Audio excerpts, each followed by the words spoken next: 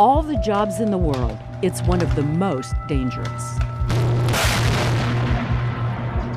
I've seen asphalt melt, I've seen wire jump. It could go wrong really, really fast.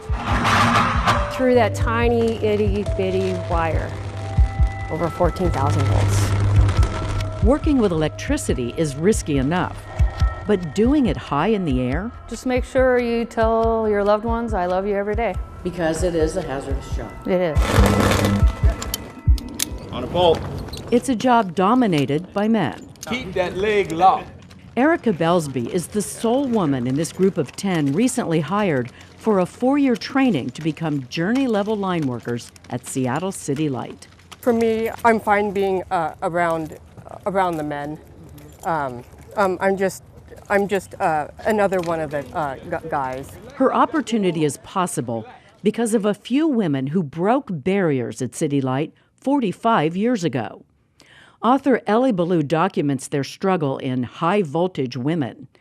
It was right after the Boeing bust in the early 70s. In order to get federal dollars for major infrastructure, the city had to meet the minimum affirmative action requirements of the feds, and the feds were finally starting to enforce them. And so that meant this was going to be a poster child program for demonstrating that the city was stepping up.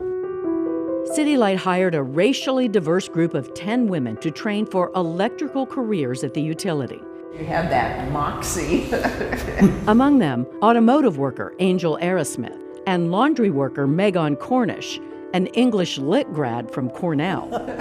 It's a new day, announced Superintendent Gordon Vickery. Practicing no discrimination regarding sex, religion, race, or any other factor. We were entering into a career at City Light, and we could go all the way to the top.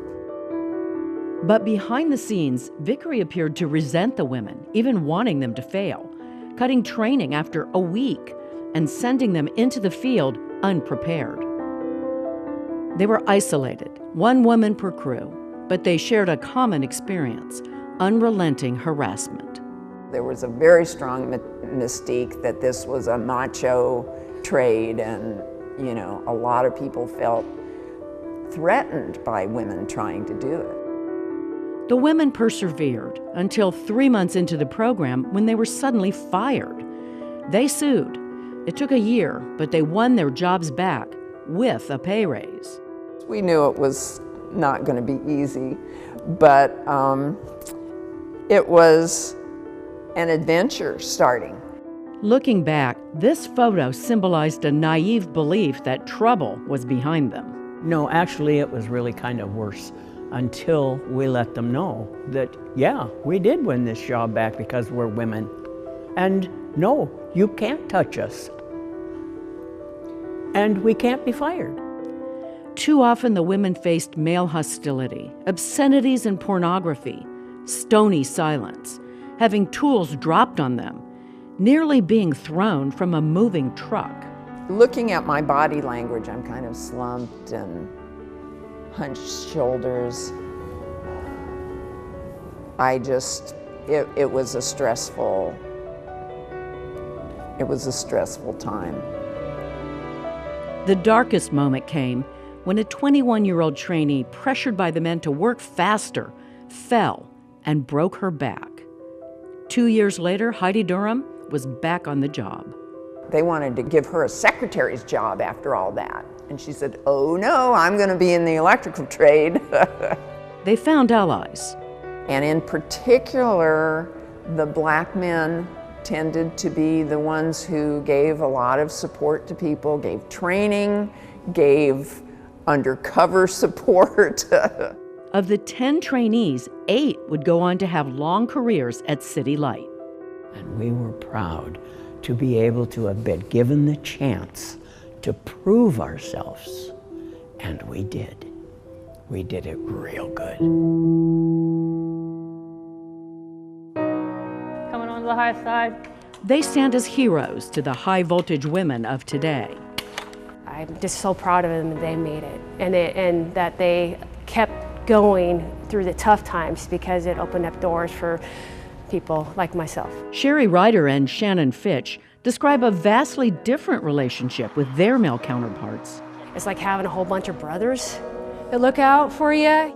Still, the number of women working in the electrical trades at City Light is very small. And as recently as last year, sexual harassment complaints made headlines. In response, the mayor hired a woman to lead the utility. I want to welcome our next CEO of City Light, DEBRA Smith.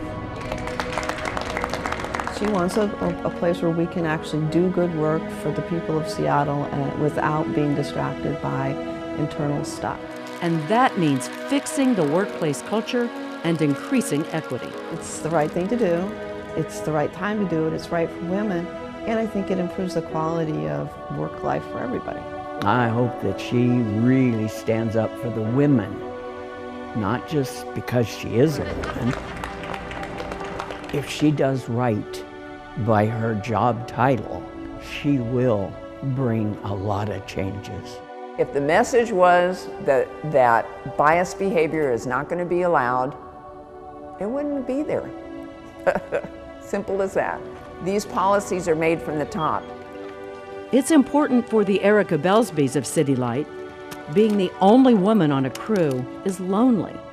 And when doing one of the world's most dangerous jobs, teamwork can determine whether you go home at the end of the day.